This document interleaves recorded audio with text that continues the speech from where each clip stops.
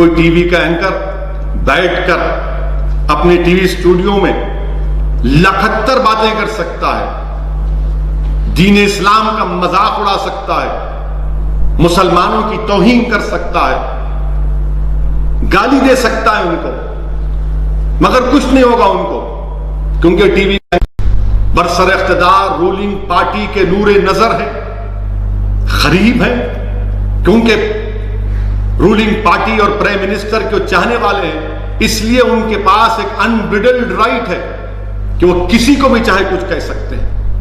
میں ان T V anchor سے بھی کہنا چاہ رہا ہوں، یاد رکھو آج آپ بہت بول رہے ہیں، بولیے آپ ہر بار میرا نام لے کر بولتے ہیں، کچھ ٹاپک ہو میرا نام لے لیتے ہیں آپ، اور نام اس لیے لیتے ہیں تاکہ ایک عام ہندو کو میسج دیا جائے کہ دیکھو یہ مسلمان تھریٹ ہیں۔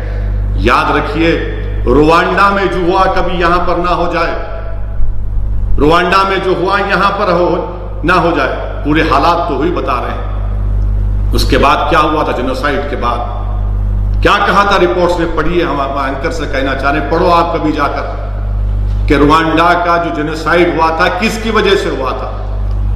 حکومت کا بھی کام یہ ہے کہ آپ کے لوگ اگر نہیں کہہ رہے تو آپ کے نور نظر، آپ کی نور جہاں، یہ تمام لوگ، یہ جو آپ کے قریب کے لوگ ہیں، جو بلو آئیڈ بوائز ہیں آپ کے، یہ کیا کہہ رہے ہیں بتائیے، آپ کتنی نفرت پیدا کر رہے ہیں کہ آپ سب کو اسی بولتے جائیں گے۔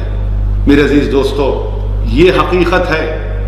آپ اندازہ لگائیے کہ مہاراشٹرا پلگھر میں لنچنگ ہوئی، 3 سادھوؤں کی موت ہوئی، سنتوں کی۔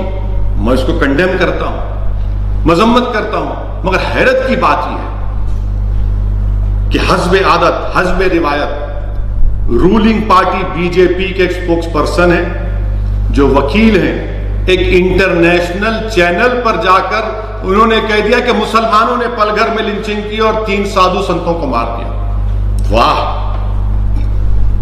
کیا علم غیب آپ کے پاس ہے کہ آپ نے کہہ دیا کہ مسلمانوں نے مارا اس جگہ پر۔ بعد میں کیا معلوم ہوا کہ مسلمانوں نے ہی مارا وہاں پر۔ آپ بتائیے کہ آخر کتنی نفرت ہے۔ یقیناً ہم پلگھر میں جو لنچنگ اس کی مذمت کرتے ہیں، مگر میں حکومت کو یہ بتانا چاہ رہا ہوں، جو بی جے پی کی اندھی تائید کرتے ہیں، تقلید کرتے ہیں، میں ان سے بڑی ہی عاجزانہ بات کر رہا ہوں کہ اگر اخلاق کے قاتلوں کی جو موت ہوئی تھی، اگر پرائم منسٹر مودی کے منسٹر اس کے جنازے میں نہیں جاتے تو کیا پلگھر ہوتا؟ اگر اخلاق کے قاتلوں کو سزا مل جاتی تو پلگھر کا واقعہ نہیں ہوتا۔ اگر پیلو خان کے قاتلوں کو سزا ہو جاتی تو پلگھر نہیں ہوتا۔ اگر رقیب کو راجستھان میں جب مارا گیا، اس کے ایکیوز کو جب کورٹ کو لایا گیا تو جلوس کی شکل میں لایا گیا، اگر وہ روکتے تو یہ واقعہ نہیں ہوتا۔ اگر علیم الدین انصاری کے قاتلوں کو بی جے پی کے ایم پی اگر پھول کا ہار نہیں پہناتے تو پلگھر نہیں ہوتا۔ یاد رکھیے آپ کہ یہ 2 رخی پالیسی نہیں چلنے والی ہے۔ لنچنگ کسی مسلمان کی ہو، سادھو سنت کی ہو، کرسچین کی ہو، سکھ کی ہو، کسی کی ہو، وہ انسان ہے، کسی کی بھی لنچنگ نہیں ہو سکتی۔ ایک ماڈرن ڈیموکریسی میں، ایک فنکشنل ڈیموکریسی میں کیسا کسی کی لنچنگ ہو سکتی ہے؟ پلگھر کی لنچنگ پر تمام لوگوں نے کہہ دیا، مسلمان بات کیا، بعد میں معلوم۔ آپ اندازہ لگائیے کہ مہاراشٹرا کے ہوم منسٹر کو ان 100 ایکیوز کی لسٹ کو جاری کر کے کہنا پڑا کہ اس میں کوئی مسلمان نہیں، اس دن کے لیے کہ ہم آپ کو جاری کرنا پڑا کہ مسلمان نے نہیں کیا۔ میرے عزیز دوستوں اور بزرگوں، یہ نفرت ٹھیک نہیں ہے جو مسلمانوں کے تعلق سے پیدا کی جا رہی ہے، جو بھارت کے باعزت شہری ہیں اور رہیں گے انشاءاللہ تعالی۔ ممبئی کا واقعہ ہے کہ ایک آن لائن کمپنی سے ویجیٹیبل منگایا گیا، ویڈیو آیا، ایک شخص اپنی وائف کو، اپنی پتنی کو مت لو یہ مسلمان ہے۔ کیا ہے بتائیے آپ؟ اسپتالوں میں ایڈ آتا ہے، کینسر کے اسپتال میں، کہ مسلمانوں کو نہیں لیا جائے گا۔ یاد رکھیے کبھی نہ کبھی تو انشاءاللہ کووڈ-19 کی دوا نکل جائے گی، مگر یہ جو نفرت مسلمانوں کے تعلق سے پیدا کی جا رہی ہے اس کی کوئی دوا نہیں ہے۔ ملک کو کمزور خدا نہ خواستہ ملک کمزور نہ ہو جائے، یہ نفرت کتنی نفرت پیدا کریں گے آپ۔ میں وزیر اعظم سے اور یہ تمام بڑے بڑے کرسیوں پر بیٹھنے والوں سے کہہ رہا ہوں، یہ ٹھیک نہیں ہے۔ یاد رکھیے کہ ملک میں گوڈ سے اور فارن میں گاندھی نہیں چل سکتا، ملک میں بھی گاندھی امبیڈکر چلنا چاہیے، فارن میں بھی گاندھی امبیڈکر چلنا چاہیے۔ دنیا کو ہم موقع دے رہے ہیں، دنیا کو ہم موقع دے رہے ہیں ہم پر تنقید کرنے کا۔ بحیثیت ایک بھارت کے باشندے کی مجھے تکلیف ہوتی ہے جب کوئی بیرونی ملک کے لوگ میرے وطن پر تنقید کرتے ہیں، شرمندگی محسوس ہوتی ہے ہم تمام کو۔ اسی لیے ہم چاہتے ہیں کہ رول آف لا پریویل۔ اور پھر ایک بات سمجھیے کہ یہ جو لاک ڈاؤن ہوا ہے اس کی لیگل حیثیت کیا ہے؟ نیشنل ڈیزاسٹر مینجمنٹ ایکٹ 2005 کے تحت یہ ہوا ہے۔ آپ بتائیے کیا یہ یونین گورنمنٹ کو امپاور کرتا ہے لاک ڈاؤن کرنے کے لیے؟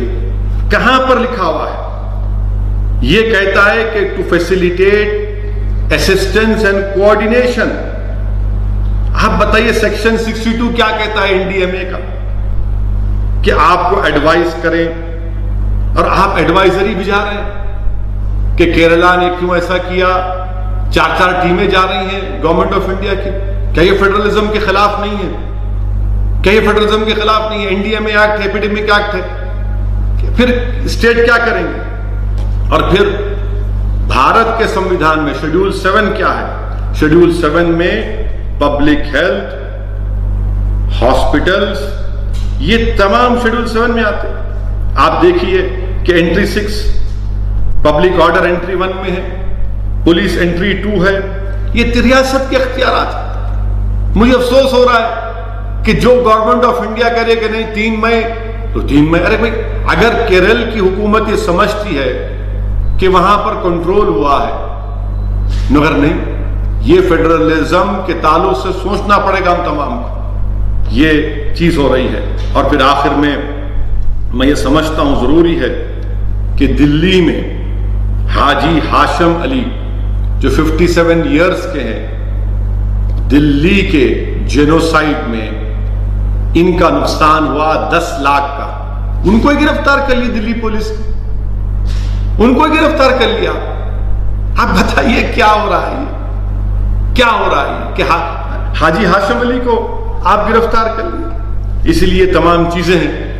میں تمام مسلمانوں کو آنے والے ماہ مبارک رمضان کی مبارکباد پیش کرتا ہوں، اور آپ سے التجا کرتا ہوں، گزارش کرتا ہوں کہ جس طرح ہمارے مفتیوں نے، علماء کرام نے فیصلہ لیا اس کو قبول کریے۔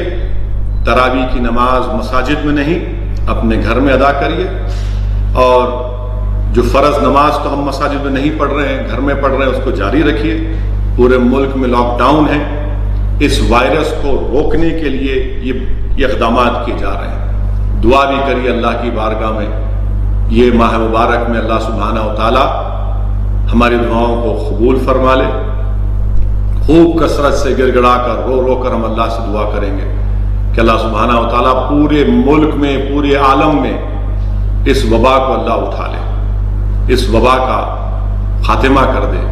اور ایک اہم بات میں آپ کے سامنے ذکر کرنا چاہوں گا، وہ یہ ہے کہ جو کووڈ سے جن کو چھٹکارا ملا الحمدللہ، جو اس بیماری سے نکل چکے ہیں، میری آپ سے گزارش ہے کہ گورنمنٹ آف انڈیا نے ایک فیصلہ لیا، ہیلتھ منسٹر کا سٹیٹمنٹ ہے ہرش وردھن صاحب کا، کہ جو نیگیٹو ہے یا جو اسپتال سے صحت یاب ہو کر نکلے ہیں، ریڈ کراس سوسائٹی کے پاس جا کر اپنا خون دیجیے۔ خاص طور سے میں ہمارے مسلمان بھائیوں اور بہنوں سے اپیل کر رہا ہوں کہ آپ جائیے، جا کر ریڈ کراس سوسائٹی میں اپنا خون دیجیے۔ پلاسما سے कई भारत के इंडियंस की जान बच सकती है। शर्माइए मत, जाइए आप रेड क्रॉस सोसाइटी में। अगर आपको कोई दिक्कत पेश आ रही है तो मुझे बताइए तेलंगाना के हद तक। मैं कोशिश करूंगा कि तेलंगाना में जहां कहीं भी रेड क्रॉस सोसाइटी के ब्लड बैंक्स हैं, जो लोग इस बीमारी से निकले हैं उनको फौरन वहां पर जाकर अपना ब्लड देना चाहिए।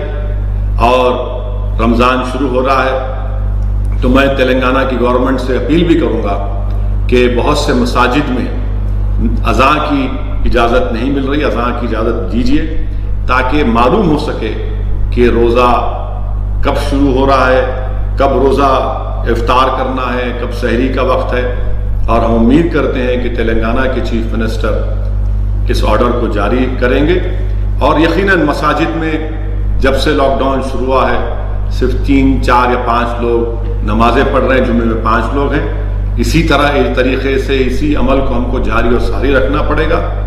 और जो पॉजिटिव थे अब इंशाअल्लाह नेगेटिव हैं, आपसे अपील है कि रेड क्रॉस के ब्लड बैंक्स में जाकर आप अपना खून दीजिए। रमजान के मुबारक महीने में आप लेना चाहते हैं तो रोजा खोलने के बाद भी आप जा सकते हैं। ये हम इंसान को बचाएंगे, आपके एंटीबॉडीज फायदा पहुंचा सकेंगे। ये डॉक्टर्स का फैसला है। और मैं आप तमाम से अपील कर रहा हूं कि हमको हिम्मत नहीं हारना चाहिए। ये बीमारी है, ये बीमारी हमारी दुश्मन है। और अगर हम सब्र और पूरे अल्लाह की ज़ात पर तवक्कल करके हिम्मत से इसका मुकाबला करना है, आप मायूस मत होइए। इंशाअल्लाह ताला अल्लाह हर तकलीफ के बाद आसानी देने वाला, अल्लाह हर तकलीफ के बाद आसानी देने वाला इंशाअल्लाह ताला। अल्लाह की ज़ात बहुत बड़ी है। हमारी जिंदगी और हमारी मौत के फैसले अल्लाह सुब्हानहू व तआला के हाथ में है। हम अल्लाह की रहमत से हरगिज मायूस नहीं हो सकते। ला तक़नतु मिन रहमतिल्लाह, हम अल्लाह की रहमत से हरगिज मायूस नहीं हो सकते, बल्कि हिम्मत और अपने हौसलों को बुलंद रखिए। डरने और घबराने की जरूरत नहीं है मेरे भाई, मेरी माँ और बहनों। यकीनन आपको तकलीफ है, पूरे देश में तकलीफ है। आज मैंने बहैसियत एक मंजलिसी के मैंने अपने धूलिया के सदर हाजी कलीम शाह को हमने खो दिया।